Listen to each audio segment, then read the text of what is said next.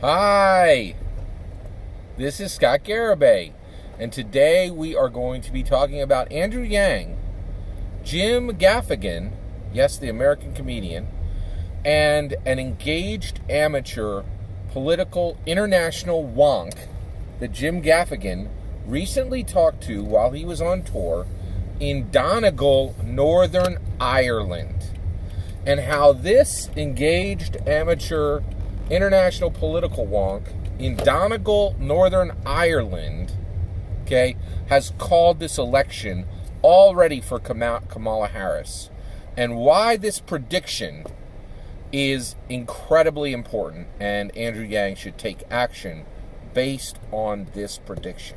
All right, let's talk about it. Okay, so the reason why I'm talking to you today about this unnamed, engaged, amateur, political, international, political wonk who lives in Donegal, Northern Ireland, is because Jim Gaffigan was talking to Joe Rogan, okay?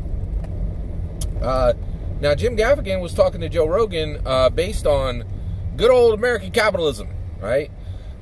Jim Gaffigan he has a brand new special coming out on Amazon Prime, and I guarantee you, I am very strongly confident that Amazon paid Jim Gaffigan tens of millions of dollars for this comedy special, right? This is big news. Like, this is real, true American capitalism today, right? So Jim Gaffigan is one of the top comedians in the world. If you don't know who he is, he's the guy who's Hot Pockets, right? He's very, very funny. Me and my family, we have all watched every single comedy special that he's done. He has some Noble Ape and a few other ones in the Hot Pocket one, of course. And we've watched his stuff for years. And he's just a super, super good, very, very talented American comedian, right? Now, if you're not paying attention, American comedian is a filter for incredibly smart, right? That there are no stupid American comedians, not that are at the national level. It just doesn't go together. You don't make it that high if you don't have the ability to make people laugh right off the top of your dome. And boy, does Jim Gaffigan have that ability, right? So he's talking to Joe Rogan, right? Now, the reason why I'm talking about all this and why this is important is independence. Joe Rogan, in my opinion, is one of the last remaining truly independent journalists, okay? And it is my opinion that Jim Gaffigan, when it comes to politics, is completely independent. Why do I believe this, right? Well, who are his corporate overlords, right? Netflix. He had some specials done on Netflix. He got paid, I'm sure, millions of dollars for that. Why do I think he got paid millions of dollars for that? Because Dave Chappelle got paid $60 million for his Netflix specials. And Jim Gaffigan's close to Chappelle. He's in the same league. He's not as good, but he's definitely in the same league. Nobody's as good as Dave Chappelle, by the way. All right. So basically, Jim Gaffigan did specials with Netflix. He did specials with. Then he launched his own special, and now he's doing with Prime, right? So Jim Gaffigan is completely independent, and the reason why is all he's got to do is build a new hour of material, and he knows for a fact there's some multimillionaire out there who's going to pay him to put the content on a specific platform. He is independent because he does not need any corporation in the world. He can get whoever he needs whenever he needs it because his content is so good, right? And you could see when he's talking, he's confident in his ability. He needs to just develop an hour of content. That's all he needs to do. The millions will flow, right? And he's 100% right? And it's awesome to see somebody with this type of intelligence and wisdom who has their craft down to that level of expertise, right? So Joe Rogan is independent, and truly, right? Like, he does not answer to corporate masters. He truly does not, right? And then in addition to that, Jim Gaffigan, he doesn't have anybody to serve when it comes to politics, right? So I trust what he's saying. He does not have incentive to lie, in my opinion, all right? Nor does Rogan, all right? So you have two independent speakers, right? So Joe Rogan, by the way, if you haven't listened to it, Jim Gaffigan, it's about an hour and a half long, talking to Joe Rogan. This is two brilliant people. These are two brilliants, just absolutely brilliant minds talking to each other and breaking it down and just having a really cool, awesome conversation, and just enjoying each other's time and talking about some really heavy topics, right? And one of them is politics, right? So he gets into it. So Jim Gaffigan goes, the people in Donegal, Ireland are incredibly interested in American politics. This fascinates me. I'm absolutely fascinated by international interest in American politics. It solidifies my very strongly held position that the U.S. presidency isn't the U.S. presidency. The actual understanding of it is king or queen of the world. That's correct. Right? That is the real deal. Right? All right. So if you so basically, so Jim Gaffigan goes, hey, I talked to this guy. He goes, the people of Donegal, Ireland are really nice and warm and embracing. Donegal, Ireland is this really kind of small, out-of-the-way place in Ireland. It's not really on the whole, tourism track. These people are very genuine and incredibly intelligent and incredibly dialed into international politics. They know what's going on. Right? And he said, but when you have had your fourth or fifth bottle of wine with somebody from Donegal, Northern Ireland, and they're speaking very genuine, and they're going to share with you what they truly believe, and they're going to share you their analysis of what they've been watching, right? Of the patterns and trends that they see. They're going to tell you what they believe. And this guy from Donegal, Ireland, this engaged amateur international political wonk from Donegal, Northern Ireland, said that when we started talking about the American 2020 U.S. presidential primary Democrat race, he said, "Oh, are you still paying attention to that? That's already decided." And Jim Gaffigan goes, "What? It's decided?"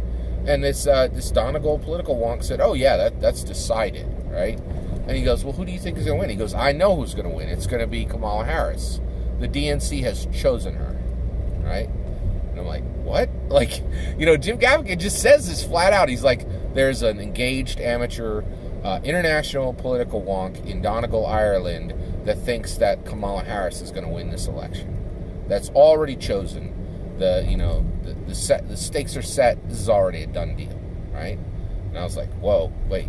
So Scott Garibay, his ears perked up. Now, why did my ears perk up? Because some American comedian is saying on Joe Rogan that there's an engaged amateur international political wonk in Donegal, Ireland, saying that Kamala Harris is going to win this next election. Here's why, okay?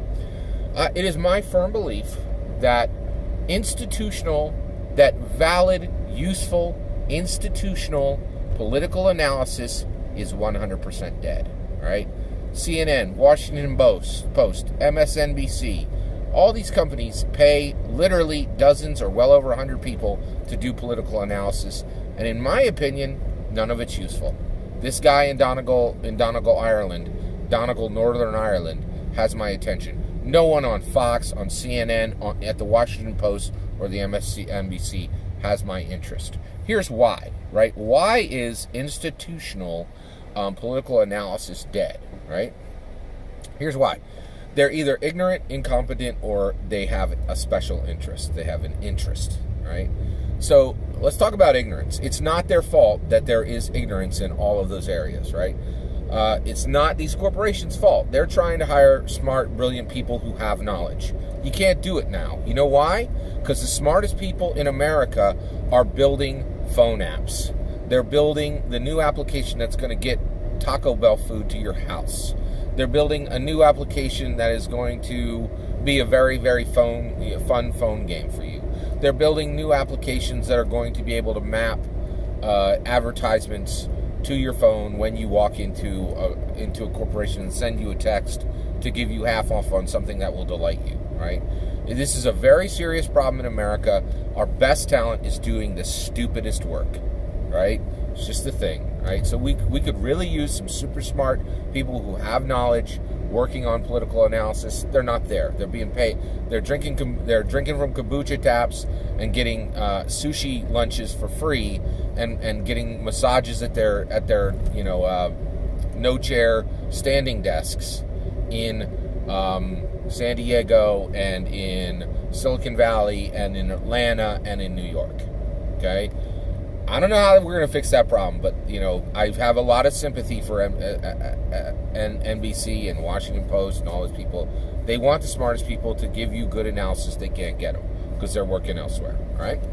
All right, incompetence. Incredibly little incompetence. There's maybe 1 out of 100 people in those different organizations are incompetent. It happens. It happens every now and then. Usually it's from nepotism or something like that. I don't think there's nepotism in those areas, in those different companies. I just think there probably is 1 out of 100 are incompetent. It's very small. It doesn't matter that much. I only mention it because it is part of the problem. Sometimes in some of these corporations, it's rare, though. This last one is huge. Interest. What is your interest? Are you interested in one candidate winning over another? Every single one of those organizations are tied to massive multinational corporations, and their interest, you can't set aside their interest. You can't set aside their interest, right? But Joe Rogan can set aside his interest, and Jim Gaffigan can set aside his interest, and this engaged amateur international political wonk in Donegal, Ireland, has set aside his interest. He's laser focused on this. He's been reading everything he can read. He's doing the analysis. He's seeing the patterns. He's seeing the trends, and he's saying Kamala Harris is going to win. Why does this ring true to me? Why does this statement, right? This statement from this Donegal, Ireland political wonk rings truer than any piece of political analysis I've heard to date in the 2020 U.S. presidential primary Democrat race. Why is that? Well, one, like I said, I firmly believe that institutional political analysis is useless. It's not useful at all in any way. They cannot overcome the hurt. None of these institutions can overcome the hurdle of ignorance, incompetence, or interest. And interest is the real one. It's larger than those other two by far. Okay? All right. So the best you can get today, the best you can get in political analysis is engaged amateurs who are not bound to service of a larger corporate master. There you go, right?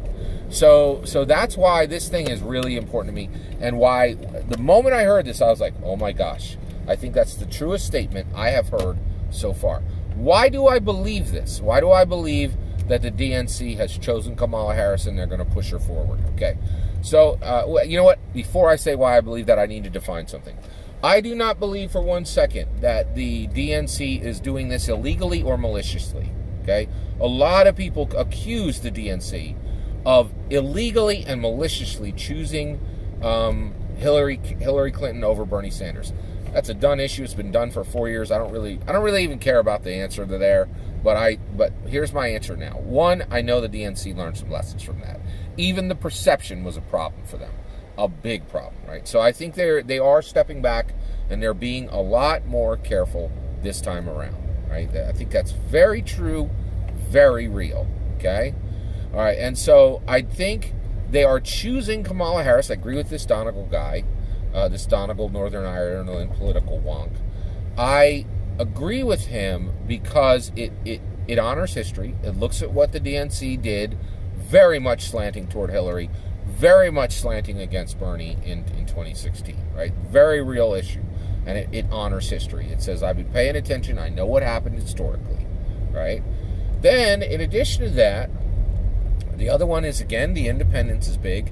And the other one is it really, really, really rings true to me, right? So one, Sanders, completely unelectable. Anybody who's paying attention knows this. If you're a Democrat, socialist, America has fought socialism for decades. I mean, like 50, 60, 70 decades, right?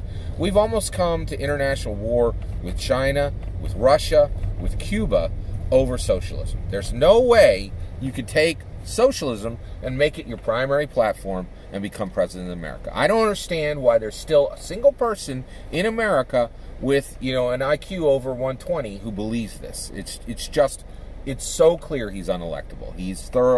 Sanders is thoroughly unelectable. Biden, it's just his motivation is wrong, right? And then the other issue is he is 76 years old. He is a decade past the time of retirement. And I think people look at him and say, and when they look at Biden, they say, this person deserves to be in Florida, to be enjoying a round of golf, to be hugging his grandchildren. He deserves that. He doesn't have to do it, but he deserves it because he's a decade past retirement. He does not deserve being put into a job that is harder than any job in the world, that without doubt will put massive physical and mental strain on his mind and his body and will perhaps kill him, right? And that is no exaggeration. That is not an exaggeration. That is simply like recognizing the facts that it will be incredibly difficult for a 76-year-old person to be president. It puts incredible strain on those people physically and mentally, and in my opinion, it's reaching the point of becoming dangerous for these candidates and definitely becoming dangerous for the country in case there is something bad that goes wrong in the middle of that situation, okay? So that's the Biden issue, right? Warren is an absolute fighter, right? She is fantastic. Why would the DNC choose Kamala Harris over Elizabeth Warren? In my opinion, Elizabeth Warren is the much stronger candidate over Kamala Harris. But I think the DNC does have some really smart people, and they know that if you look at Elizabeth Warren's political profile, what she's done in her career, what she stands for, she is an absolute mirror of Hillary Clinton. And when you put her political profile and her political platform up in 2020, people are going to go, didn't we just do this 4 years ago and didn't we just lose? It will scare people, right? That's the issue. Elizabeth Warren, at the level of the political profile, is too much like Hillary Clinton. Just too much. Kamala Harris is really unique, and she is she's a real candidate. She's a real fighter, and I could absolutely see why the DNC, not illegally, not maliciously, but at the level of the social collection within that organization, at the level of the organization itself, I don't think there was any dark star room meetings. I think just they all kind of coalesced and congealed to this idea that Kamala is the person. If we want to win, we need to focus our energies. Let's put Kamala there. What does Andrew Yang do about this? I think this is absolutely true. I think the DNC, not illegally, not maliciously, but socially, collectively, that socially at the level of social collection in the organization, they are choosing Kamala Harris because I think they think she is their ticket to win. By the way, I have absolutely no problem with the DNC being hyper-focused on winning, right? A party should do that. The only thing they can't do is they can't do anything illegal, and they should not do anything malicious. And I don't think they're doing that for Kamala Harris. I really don't think that is what we're looking at here with Kamala Harris. All right. Okay. So what does Andrew Yang do about this, right? Well, one, he recognizes the problem, and then I think the reality is one thing that's very healthy and very wise for him to do is immediately shift to defeat Kamala Harris and begin to ignore Warren, Biden, and Sanders. They don't matter. They're not going to get juice from the DNC. Kamala Harris is going to get juice from the DNC. I agree with the guy in Donegal, Ireland, and I think Andrew Yang should begin preparing in this next debate. I think Andrew Yang should get ready to have his shield up when if Kamala comes at him, and I think he really needs to have 2, 3, 4, or maybe 5 political skirmish moves, right? Specific political maneuvers to just snap back, clap back right at Kamala Harris. He needs to prep for her. Forget Biden. Forget Sanders. Forget Elizabeth Warren. They're just noise, right? Kamala Harris is the signal. That's what we learned from the engaged amateur international political wonk that is down in that is in Donegal, Ireland. I really think it's incredibly important what he said, and I really think he's right. I think there's some really good, useful political analysis there. All that's my opinion. I'd love to hear your opinion. Please let me know in the comments below. Please consider liking and subscribing, and have a wonderful millennium.